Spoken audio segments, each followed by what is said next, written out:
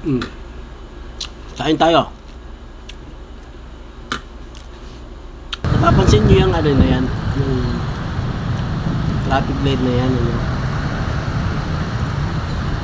O yan, may sira yan. Yan naman, gumagana.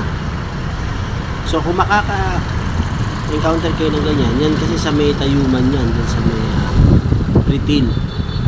So, kung makaka-encounter tayo, rush hour na rush hour, araw na araw, tapos may mga ganyang ilaw, nakapatay, wag agad tayong tatawid.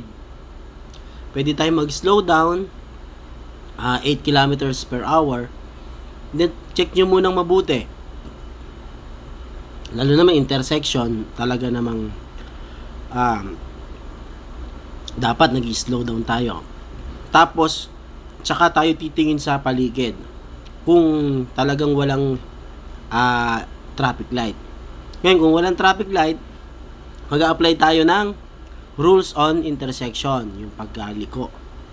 Kung may traffic light, susundin natin yung traffic light. Magantay tayo kahit nasira yung area ng ating traffic light. So, ingat palagi sa pagmamaneho. Be aware sa mga ganyang traffic light na mayroong mga pundido. Bye-bye! Ingat!